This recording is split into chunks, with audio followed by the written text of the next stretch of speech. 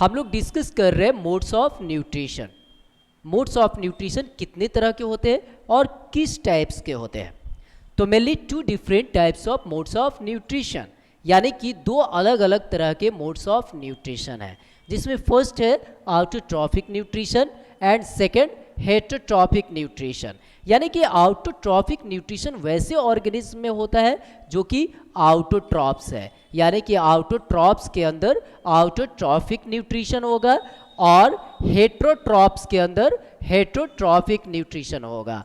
तो autotrophic nutrition किसके अंदर होगा? ऑटोट्रॉप्स के अंदर, ऑटोट्रॉप्स के अंदर, एंड हेटरोट्रॉफिक न्यूट्रिशन हेटरोट्रॉप्स के अंदर, हेटरोट्रॉप्स के अंदर।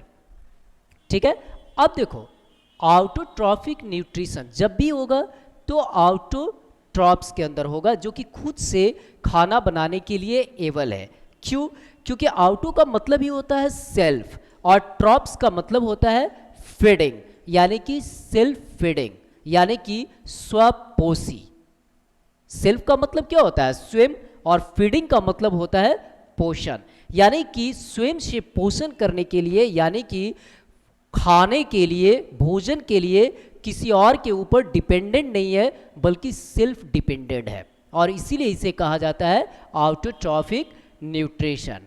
और हेटरोट्रॉपिक का मतलब ये होता है फीडिंग के लिए किसी और के ऊपर डिपेंडेंट होना, यानी कि ये फीडिंग खुद से नहीं कर सकता है, खुद से खाना नहीं बना सकता है, एनर्जी खुद से बना नहीं सकता है, बल्कि एनर्जी के लिए किसी और के ऊपर डिपेंडेंट है, यानी कि डिपेंडेंट ऑन ईच अदर है। ठीक है, अब देखो ये तो हो गया autotrophic nutrition and heterotrophic nutrition, इसमें कोई डाउट नहीं है? गुड।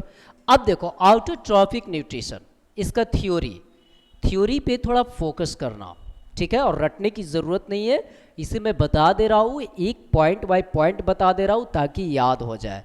बस इसके कॉन्सेप्ट को समझो और थोड़ा सा इसको घर पे फोकस कर देना, थोड़ा सा ध्यान दे देना, याद हो जाएगी।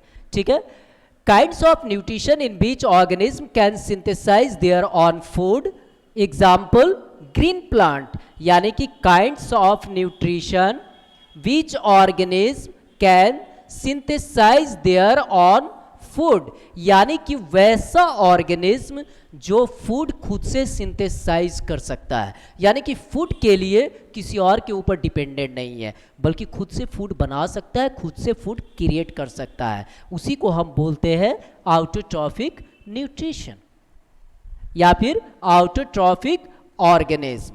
वैसा ऑर्गेनिज्म जो कि फूड के लिए किसी और के ऊपर डिपेंडेंट नहीं है, बल्कि खुद से सिंथेसाइज कर लेता है, उस ऑर्गेनिज्म को बोलते हैं ऑटोट्रॉफिक ऑर्गेनिज्म। और जो फूड क्रिएट हुआ, यानी कि जिस ऑर्गेनिज्म ने खुद से फूड क्रिएट किया, उस फूड को हम बोलते हैं ऑटोट्रॉफिक न्यूट्रिशन, यानी कि कहीं से वो फूड ले नहीं रहा है, बल्कि वो फूड खुद से क्रिएट किया, खुद से बनाया। ठीक है, और उसमें ऑर्गेनिज्म कौन सा आता है? Green plants, all green plants, जितने भी हरे पेड़ पौधे हैं, साथ में blue green algae, red algae, green algae, यानी कि green plant, green algae, blue green algae, red algae, ये सारे ऑर्गेनिज्म फूड सिंथेसाइज करने के लिए एबल है, यानी कि फूड सिंथेसाइज करने के लिए जिम्मेदार है, जो कि खुद से फूड क्रिएट कर सकता है।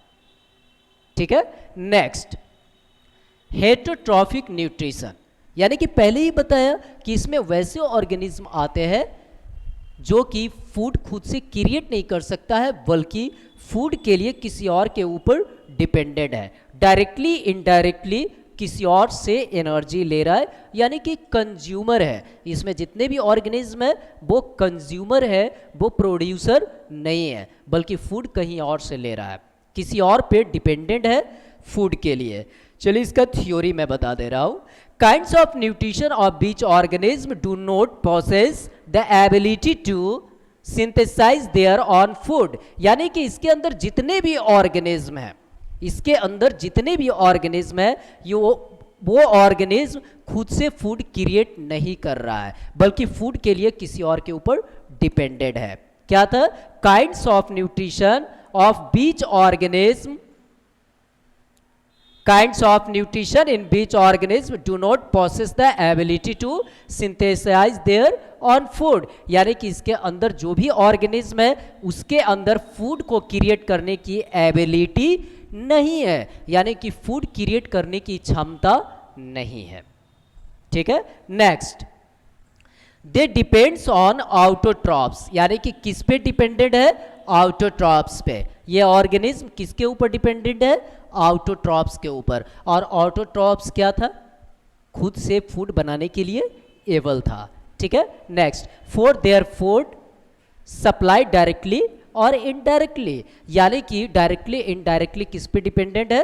प्लांट के ऊपर या फिर प्रोड्यूसर के ऊपर जो फूड बना रहा है, यानी किस पे डिपेंडेंट है?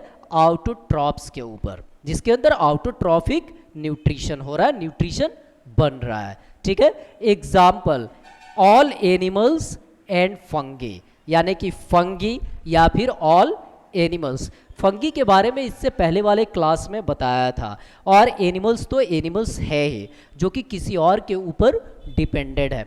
जितने भी एनिमल्स हैं, ऑल एनिमल्स खुद से फूड क्रिएट नहीं कर सकता है, बल्कि फूड के लिए किसी और के ऊपर डिपेंडेड है। ठीक है, क्योंकि फूड क्रिएट करना उसका काम नहीं है, उसके अंदर इसकी क्षमता ही नहीं है, वो कैसे फूड क्रिएट करेगा? जैसे सपोज कि आप कहोगे कि नहीं, टाइगर है तो उसको प्लांट से कोई मतलब नहीं है, टाइगर है या फिर चीता है, तेंदुआ है, तो इन लोगों को प्लांट से कोई मतलब नहीं है। ये हिरन को खा लेगा, डीर को खा लेगा, गॉट बकरी को खा लेगा, है ना, खरगोश रैबिट को खा लेगा, इसको प्लांट से कोई मतलब नहीं है। लेकिन जिसको इसने खाया, चाहे वो डीर हो, गॉट हो या फिर रैबिट हो, तो इन लोगों को इसने कंज्यूम किया। तो जिसको इसने कंज्यूम किया, उसने किसको कंज्यूम किया? प्लांट को कंज्यूम किया, घास को कंज्यूम किया। तो घास के अंदर या प्लांट के अंदर जो ग्रीन प्लांट थे उसके अंदर जो एनर्जी था, वो एनर्जी वहां से कहाँ ट्रांसफर हुआ था? रैबिट के अंदर, गॉट के अंदर या फिर डीर के अंदर, और वो एनर्जी उसके अंदर प्रेजेंट था। और टाइगर, तेंदुआ या चीता ने उसको कंज्यूम किया और वो एनर्जी वहां से इसके अंदर ट्रांसफर हो गया। यानी कि मैंने पहले ही कहा है, एक बार पहले ही बताया था आप लोगों को कि एनर्जी को हम कभी बना नहीं सकते हैं।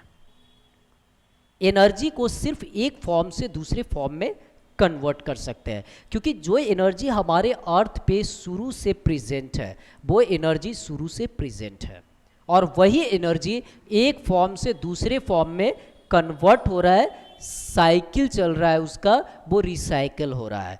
क्योंकि एनर्जी को हम बना नहीं सकते, बस एक फॉर्म से दूसरे फॉर्म में एनर्जी को कन्वर्ट कर सकते हैं, और वही एनर्जी प्लांट से एनिमल्स के अंदर आया, और उसी का कंप्लीट एक इकोसिस्टम बनता है, जिसमें producer, primary consumer, secondary consumer, tertiary consumer, quaternary consumer, top consumer, उसके बाद हम लोग रखते हैं स्कैवेंजर को, उसके बाद रखते हैं फाइनली डिकम्पोजर को, जो कि बैक्टीरिया के फॉर्म में है, जो कि उस एनिमल्स को या उस प्रोडक्ट को सड़ाकर, गलाकर फिर से उसे मिट्टी में कन्वर्ट कर देगा, यानी कि पूरी तरह डिकम्पोज कर देगा।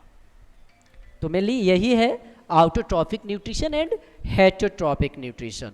अब हम लोग नेक्स्ट क्लास में हम लोग ऑटोट्रॉफिक न्यूट्रिशन के अंडर में देखेंगे कि कैसे फूड क्रिएट हो रहा है, साइट ऑफ फोटोसिंथेसिस क्या है, और वहाँ पे कम्प्लीटली कैसे स्टार्च बनाया जा रहा है, यानी कि ग्लूकोज का फॉर्मेशन हो रहा है, जो कि स्टार्च के फॉर्म में प्लांट लीफ के अंदर स्टोर्ड हो रहा है, और फिर वो कैसे कैसे एनर्जी ट्रांसफर होगा एक फॉर्म से दूसरे फॉर्म में। ठीक है, एनी डाउट?